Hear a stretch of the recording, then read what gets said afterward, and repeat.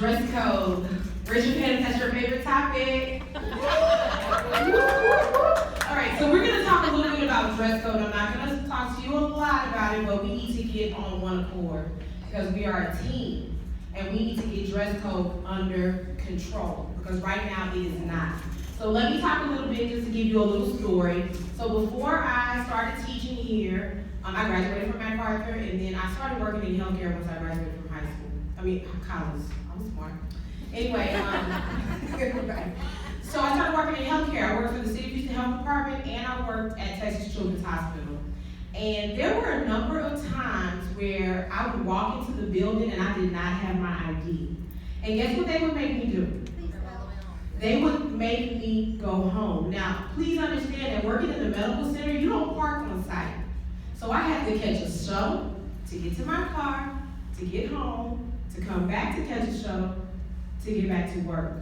And so I believe that if I was in school and we had IDs and they consistently made us wear those IDs, I believe that I would have been successful. So the points that we have here is, guys, we're a team and we need to make sure that we're checking dress code every day. And not only understanding, or not only checking dress code every day, but we need to set the expectation for our students in the classroom. We expect our students to follow our rules in the classroom, but we also need to be teaching our kids that we need to follow all the ISD policy and rules. I had a teacher tell me one time, I don't think that, that's my job. My job is to teach our kids, but guess what? I told her our job is to be a life coach. So we need to be teaching our kids that we need to follow those rules that are set because we are preparing you for the future. One day, some of those kids are going to be doctors, they're going to be lawyers, and I would hate for them to have to be turned around, one of my doctors, and I have a procedure because they forgot their IDs.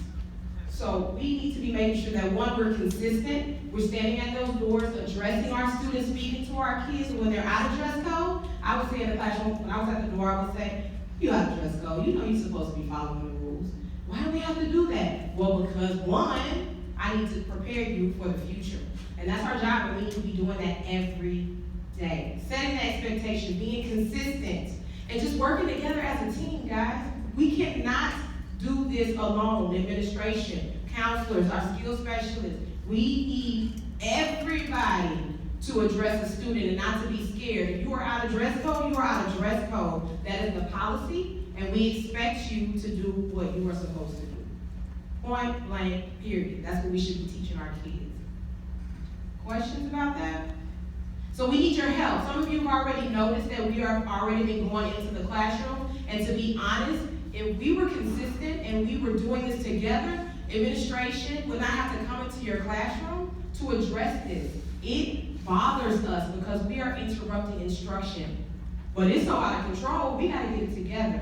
So let's start tomorrow, guys. Are you ready? Yeah. I see you some woo! Thank you. Let's get it together. Stand at those doors. Greet your kids. If they're out of dress code, send them to the office. Don't let them back in your classroom. I thought that little TCH person was gonna say, Jones, you can come on in. He was like, I know you, but you can go get your ID. And we need to stop doing our kids like that. They need to be in dress code. We are not their friends. We're here to teach them and get them ready for the future.